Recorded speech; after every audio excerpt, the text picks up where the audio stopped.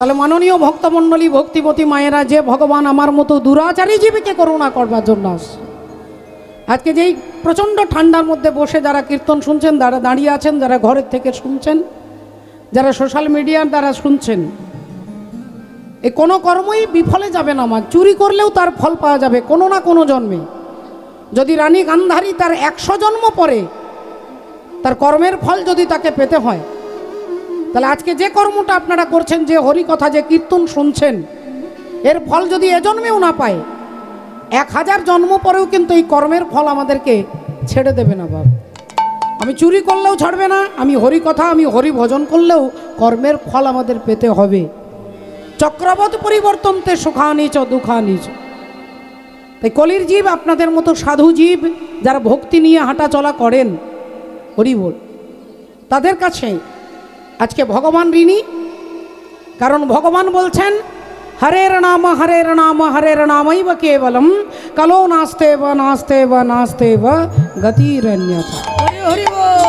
বলেন কলিযুগে হরিনাম ছাড়ার অন্য কোনো গতি নেই বাবা। রাধে রাধে।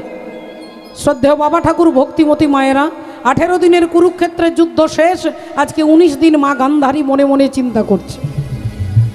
মা গান্ধারী মনে মনে ভাবছেন, আমার একটা নয়, দুটো নয়, 10টা নয়, 20টা নয়, আমার 100টা ছেলে।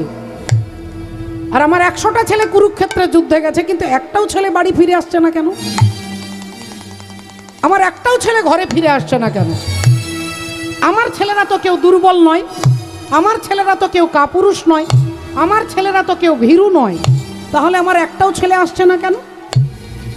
আমি তো তাদের মা, আমি তো তাদের জন্ম দিয়েছি, তাহলে আমার ছেলেরা যদি না আসে নিশ্চয়ই কোনো বিপদ হয়েছে। তাই আমি যাব আমার ছেলের খোঁজে। আর ছেলেদের খোঁজে হাতে একটা মশাল নিয়ে কুরুক্ষেত্রের মাঠে প্রবেশ করছেন গান্ধারী।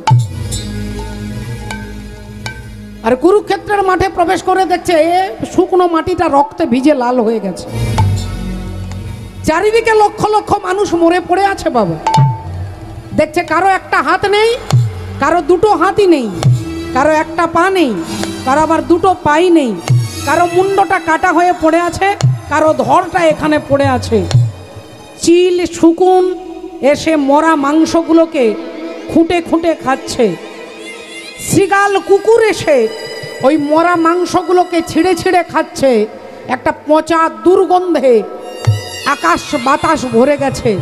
আর সেই অবস্থায় গান্ধারী পাগলের মতো ছুটছে, ওরে দুর্যোধন, দুর্যোধন,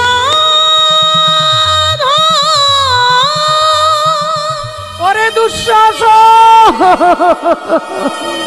ওরে দুঃশাসন।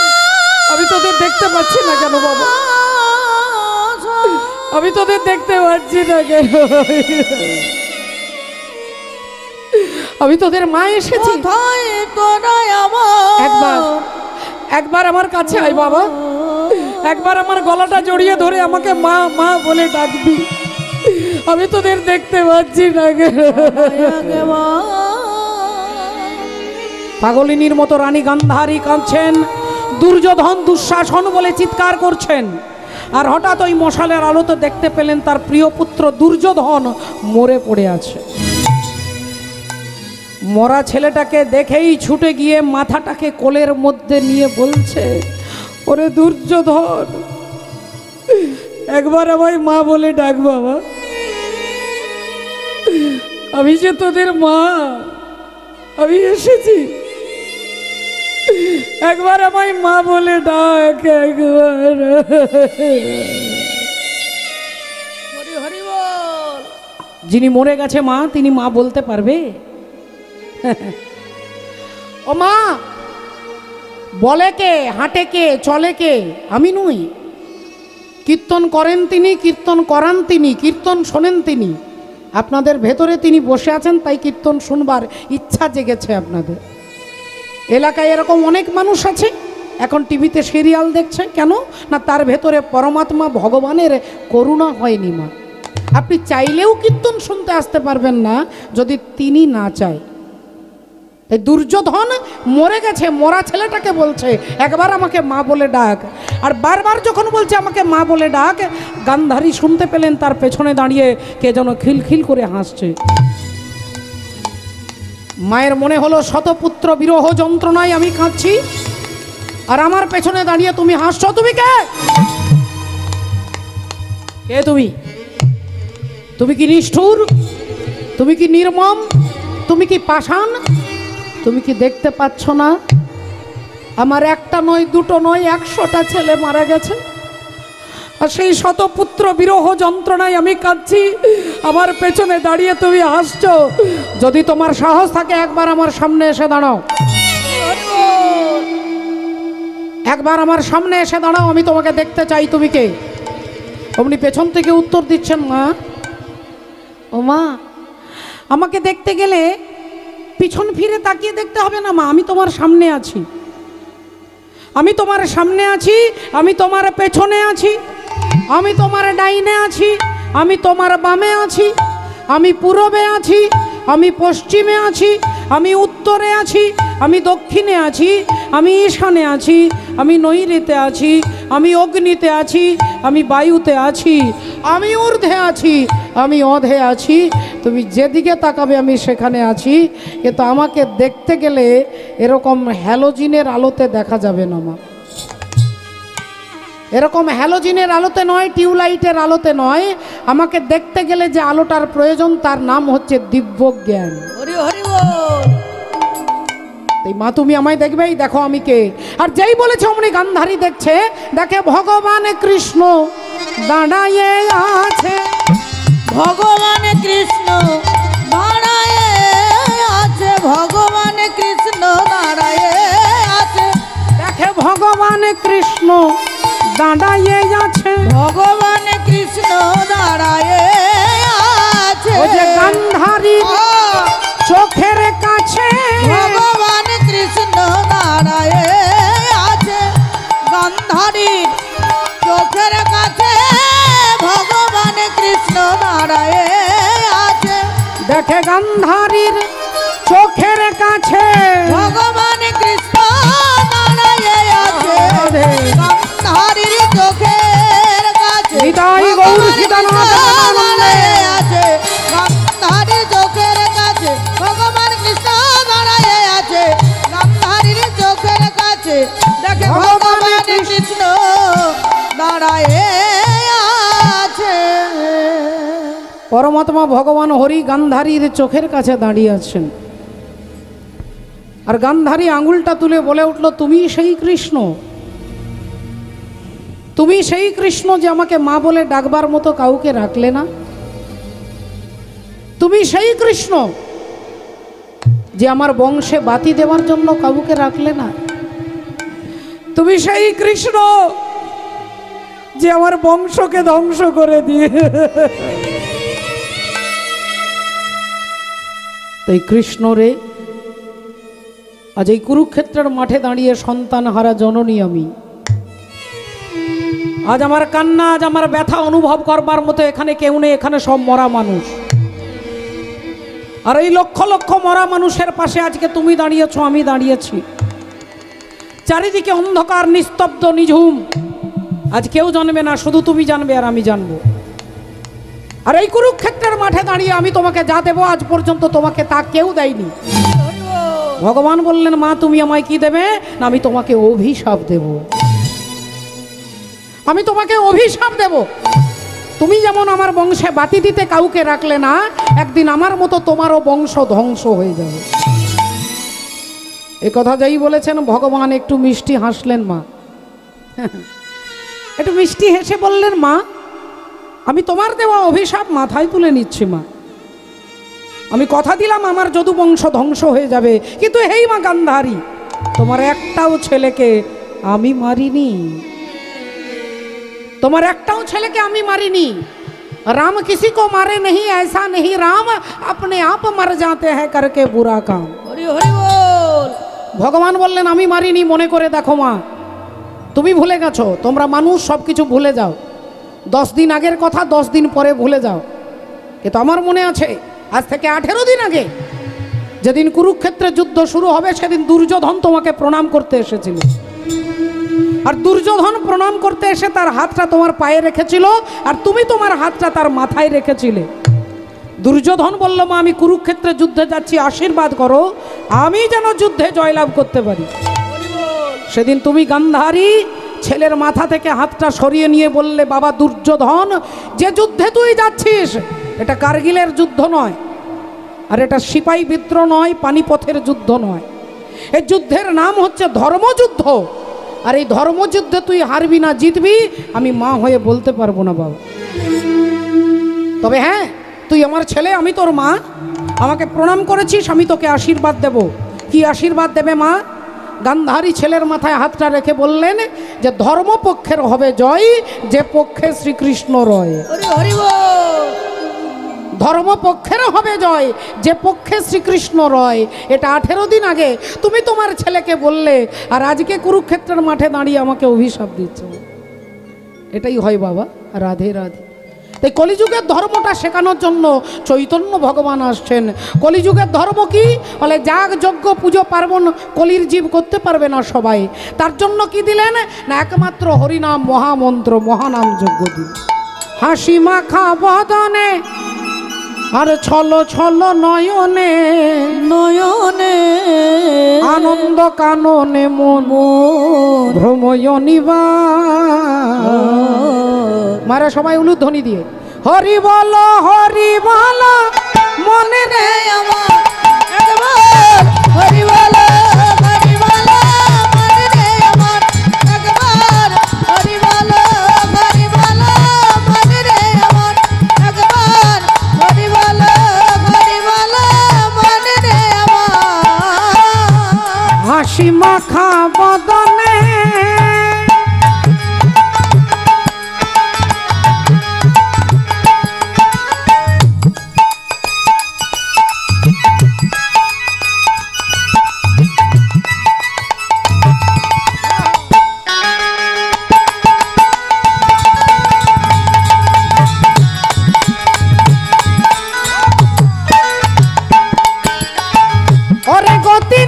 গতি নাই এই হরি নাম ছাড়া, তুমি কণ্ঠ ভরিয়া গাও হয়ে আত্মহারা।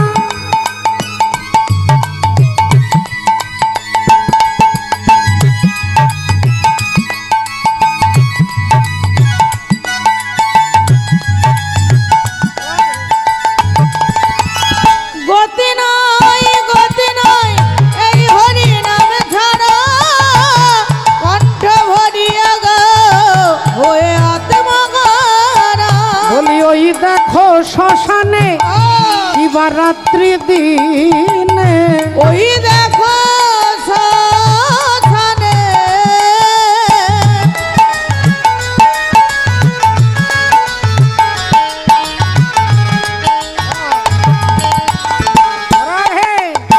ওই দেখো শ্মশানে শিবরাত্রি দিনে পুড়িতেছে মানুষের কত অহংকার। হরি বল মনে রে আমার একবার হরি বল মনে রে আমার একবার হরি বল মনে রে আমার একবার হরি বল মনে রে আমার। এই হরিবলা ঠাকুর হরিবল বলাতে এলেন, এই কারণে বললেন কলির জীবের হরিনাম ছাড়া আর অন্য কোনো গতি নেই, অন্য আর কোনো গতি নেই। এই হরিনাম দেওয়ার জন্য তিনি এলেন। পদকর্তা কি বলছেন?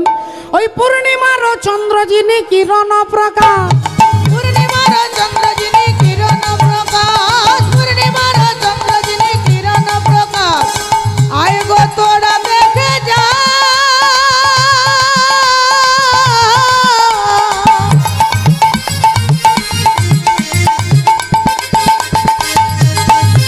ও বনদেবাসী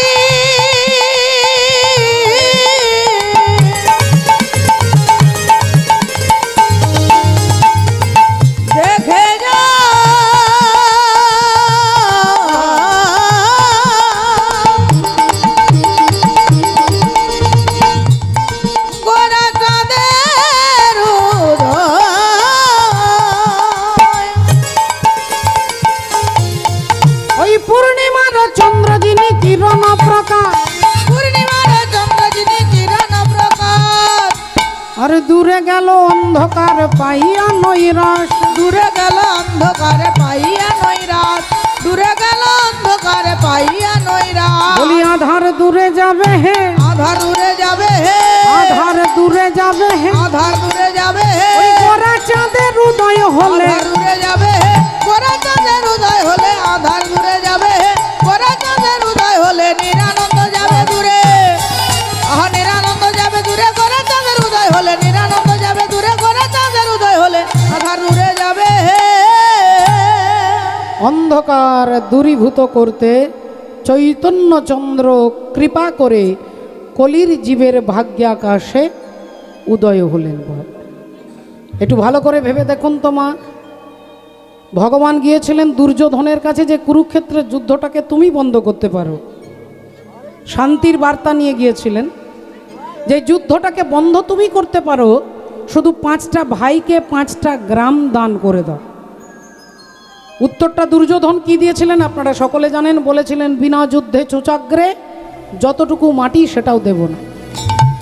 বিনা যুদ্ধে ছুঁচের ডগাতে যতটুকু মাটি সেটাও দেব না। আর কুরুক্ষেত্রের যুদ্ধটাই হয়ে গেল এত রক্তক্ষয়ী যুদ্ধ, লক্ষ লক্ষ মানুষ যেখানে মারা গেল মা। কিন্তু এই কুরুক্ষেত্রের যুদ্ধের পেছনে একটা বড় কারণ ছিল কি, একটা মাত্র হাসি। হ্যাঁ আপনারা ঠিকই শুনছেন, হাসি। হাসি, একটা হাসির জন্য কুরুক্ষেত্রে যুদ্ধ হয়েছিল মা। রাগের জন্য নয়, ঝগড়ার জন্য নয়, দ্বন্দ্বের জন্য নয়, বিদ্বেষের জন্য নয়, একটা শুধু হাসির জন্য। আর হাসিটা হেসেছিলেন কে না, একজন নারী, একজন স্ত্রী, একজন শ্রীমতী, তিনি হেসেছিলেন, তার জন্য কুরুক্ষেত্রে যুদ্ধ হয়েছে। তাই হাসি সবসময় ভালো নয়, হাসি কোথাও সর্বনাশের কারণ হয়। হেসেছিলেন কে, হাসিটা কে হেসেছিলেন না, দ্রৌপদী হেসেছিলেন। পঞ্চপাণ্ডব বিরাট বড় একটা বাড়ি করেছে, বাড়িটার নাম ইন্দ্রপ্রস্থ। ইন্দ্রপ্রস্থ স্বর্গের রাজা ইন্দ্রের বাড়ির মতো ডিজাইনে ডেকোরেশন করে পঞ্চপাণ্ডবের ঘর সাজানো হয়েছে। সমস্ত দেবতারা, সমস্ত রাজা মহারাজা পঞ্চপাণ্ডবের বাড়ি দেখতে আসছে। আর বাড়িটা দেখে অবাক হয়ে গেছে, বাড়িতে যে মার্বেল পাথর, আজকে কলিযুগে, আজকে আধুনিক যুগের আবিষ্কার পাথর নয়, দাপর যুগেও ছিল, সে পাথর এখন দেখতে পাবেন না। এমন অদ্ভুত পাথর যে পাথরটা ঘরে বসানো আছে মনে হচ্ছে যেন জল আছে। আবার এমন পাথর যেখানে মনে হচ্ছে জল কিন্তু জল নেই। কোথাও জল নেই মনে হচ্ছে জল, কোথাও জল আছে মনে হচ্ছে জল নেই। দুর্যোধন এলেন, সকলের মুখে কথাটা শুনে নাকি বিরাট বাড়ি করেছে। তা চলো একবার দেখা যাক কীরকম বাড়ি। দুর্যোধন এলেন বাড়িতে ইন্দ্রপ্রস্থে, আর এসেই সেই ঘরটাতে ঢুকলো যে ঘরটা মনে হচ্ছে যেন জল ভর্তি। জল ভর্তি মনে হলেও মনে হয়ে ধুতিটা ওপরে তুলেছে, আর ওপরে তুলে যেই ঘরের ভেতরে গেছে দেখছে জল নেই। ভাবলেন বাবা পরিষ্কার মনে হচ্ছে যেন এক কোমর জল, অথচ জল নেই। এবার যেই ঘরটাতে মনে হচ্ছে জল নেই সেই ঘরটাই দুর্যোধন ঢুকেছে, আর জলের মধ্যে ঝপাস করে পড়ে গেছে। ছাদের ওপরে দাঁড়িয়েছিলেন দ্রৌপদী, দুর্যোধন জলে পড়ে গেছে, ভিজে গেছে সারা শরীর। আর এই অবস্থায় সঙ্গে সঙ্গে দ্রৌপদী একটু খিলখিল করে হেসে বলেছিলেন, অন্ধা কা বেটা অন্ধা হি হতা হ্যায়। অন্ধের ছেলে অন্ধই হয়। অন্ধ ধৃতরাষ্ট্র, তার ছেলে দুর্যোধন, তাহলে অন্ধা কা বেটা অন্ধা হি হতা হ্যায়। এত বড় কথাটা যেই বললেন দুর্যোধনের এখানে নয় এখানে লাগলেন। কথাটা এখানে লাগলো যে এত বড় কথা আমাকে বললেন। দুর্যোধন মনের দুঃখে, মনে ব্যথা নিয়ে, মনে হতাশা নিয়ে দুর্যোধন বেরিয়ে যাচ্ছে। তিনি যদি কোনো সাধুর আশ্রমে যেতেন, তিনি যদি কোনো ভক্তের কাছে যেতেন, তাহলে তার দুঃখটা কমে যেত। কিন্তু দুর্যোধন গেলেন কার কাছে না, মামা শকুনির কাছে।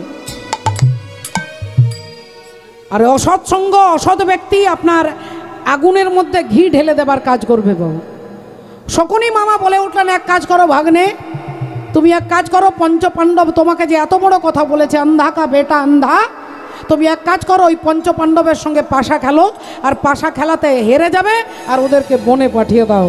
হরি হরি হরি বল। বল। এই দেখুন পাশা খেলার সূচনা হয়ে গেল শকুনির প্ররোচনায়। এত বড় কুরুক্ষেত্রের যুদ্ধটাই হয়ে গেল শুধুমাত্র দ্রৌপদী একটা হেসেছিলেন বলে। এই ভক্তিমতী মায়েরা ভালো করে লক্ষ্য করে দেখবেন আপনার হাসি যেন কারো দুঃখের কারণ না হয়, তাহলেই জীবনে চরম দুর্গতি নেমে আসবে। হরি বল, হরে কৃষ্ণ। আসুন আজকে সেই চৈতন্য ভগবান আমাদেরকে বলছেন যে হে কলির জীব, যদি একবার হরিনাম করতে পারো, এক কৃষ্ণ নামে জীবের যত পাপ হরে, পাপীর সাধ্য নাই জীব তত পাপ করে। তত পাপ করতে পারবে না। পদকর্তা কলম দিচ্ছেন, দাপরে নন্দের ঘরে কৃষ্ণ অবতার। আজ দাপরে নন্দের ঘরে কৃষ্ণ অবতার, দাপরে নন্দের ঘরে কৃষ্ণ অবতার। আপনি করিলা প্রভু অসুর সংহার, আপনি করিলা প্রভু অসুর সংহার, আপনি করিলা প্রভু অসুর সংহার। সচির উদরে এবে জন্ম নদিয়াতে, সচির উদরে এবে জন্ম নদিয়াতে, সচির উদরে এবে জন্ম নদিয়াতে, সচির উদরে এবে জন্ম নদিয়াতে। আরে কলিযুগের জীব সব নিস্তার করিতে, কলিযুগ জীব সব নিস্তার করিতে, কলিযুগ জীব সব নিস্তার করিতে। বাসুদেব ঘোষ কহে মনে করি আশা, বাসুদেব ঘোষ কহে মনে করি আশা, বাসুদেব ঘোষ কহে মনে করি আশা। গৌরপদ নন্দ মনে করিয়া ভরসা, গৌরপদ নন্দ মনে করিয়া ভরসা, গৌরপদ নন্দ মনে করিয়া ভরসা। আজ গৌরপদ নন্দ মনে করিয়া ভরসা, হে গৌরপদ নন্দ মনে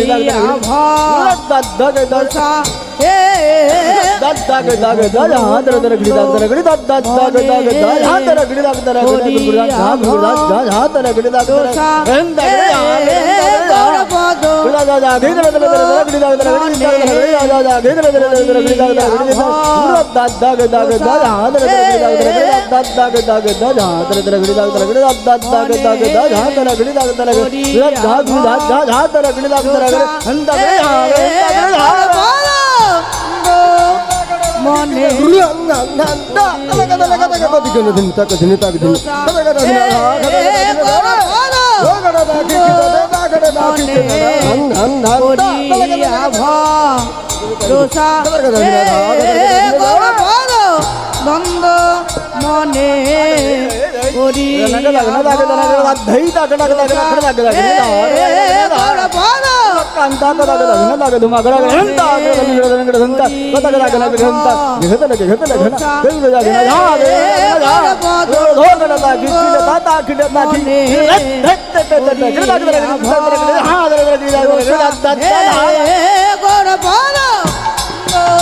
দ্বন্দ্ব মনে মনে করিয়া ভরসা, হে গৌরপদ দ্বন্দ্ব মনে করিয়া ভরসা, হে গৌরপদ দ্বন্দ্ব মনে করিয়া ভরসা, হে গৌরপদ রসা, হে গৌরপদ দ্বন্দ্ব মনে করিয়া ভরসা, হে আহামরি গৌরপদ দ্বন্দ্ব। জয় জয় জগৎগুরু, তুমি বাঞ্ছা কল্পতরু, সিক্ত করো তপ্ত মরু করুণা তোমার। করুণা তোমার, তুমি মাতা তুমি পিতা তুমি জগতের ত্রাতা, ত্রাতা কেহ নাই তোমা ভিন্ন আর। তোমা ভিন্ন। সকলে চরণে দণ্ডবোধ প্রণাম জানিয়ে শ্রদ্ধেয় বাবা ঠাকুর, আসুন আজকে আমরা তথ্য উদ্দেশ্য এবং জীব শিক্ষা যে পালার মধ্য দিয়ে শুনবো, আমরা শুনবো সেই পালার কথা। আমরা ভজনের মধ্য দিয়ে একটু ভজন রাজ্যে প্রবেশ করব। সবাই মিলে একবার বলবো, बोलो भगवान कृष्णचंद्र की जय, बोलो राधा रानी की जय, बोलिए भागवत महापुराण की जय, अनंत कोटि भक्त वृंदों की जय। निताई गौर सीतानाथ प्रेमानंदे हरि हरि बोल, हरि बोल, हरि हरि बोल। सरे गा पदा नि धा पा ग रे ग म ग रे गा गा गा, सरे गा पा ग रे स नि रे स नि, पनी रे म पा धा पा म ग रे स नि रे सा। रंग दे चुनरिया, रंग दे चुनरिया, रंग दे चुनरिया, ओ रंग दे रंग दे रंग दे रंग दे रंग दे रंग दे रंग दे रंग दे, ओ रंग दे चुनरिया।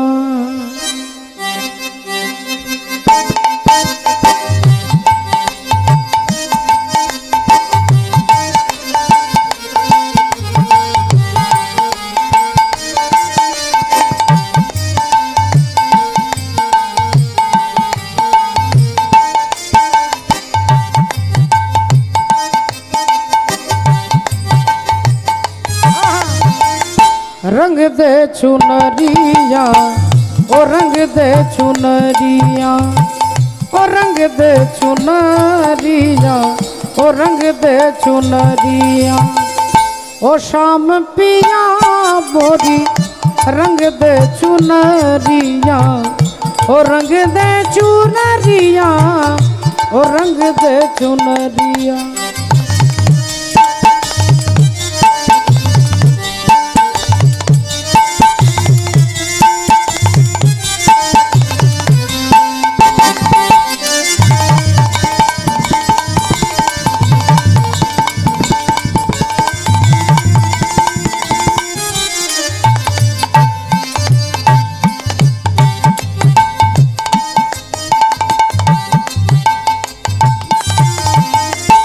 बिना रंगाए मैं तो घर नहीं जाऊंगी।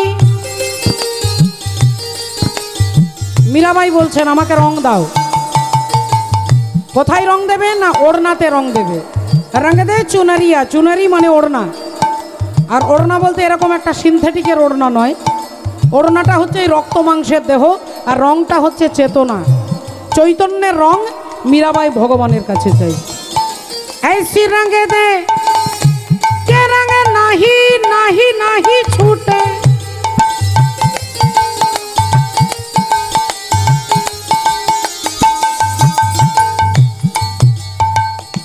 ओ धोबिया धोए चाहे, धोबिया धोए चाहे ये सारी उमरिया, ओ शाम पिया मोरी रंग दे चुनरिया।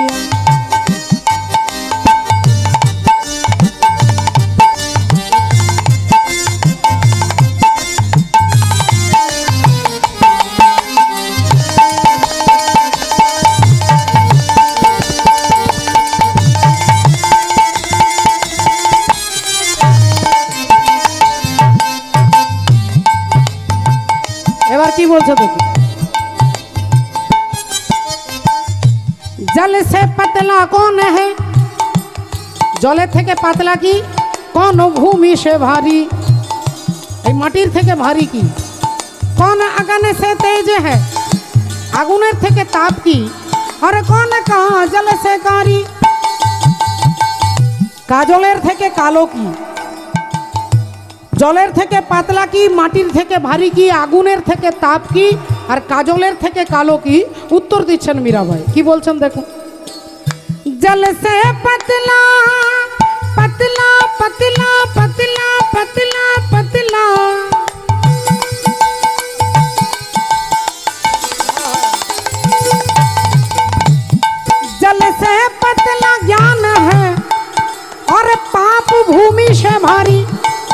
জলের থেকে পাতলা হচ্ছে জ্ঞান, মাটির থেকে ভারী হচ্ছে পাপ। ক্রোধ হয়ে গানে সে তেজ হ্যাঁ, মানুষের রাগ হচ্ছে আগুনের থেকে বেশি তাপ। মানুষের ক্রোধ আগুনের থেকে বেশি তাপ। क्रोध है अगन से तेज है और कलंक का जल से तारी रंग दे चुनरिया और रंग दे चुनरिया और रंग दे चुनरिया और रंग दे चुनरिया रंग दे चुनरिया ओहो रंग दे चुनरिया रंग दे चुनरिया और रंग दे चुनरिया रंग दे चुनरिया हो रंग दे चुनरिया हो रंग दे रंग दे रंग दे रंग दे रंग दे रंग दे रंग दे रंग दे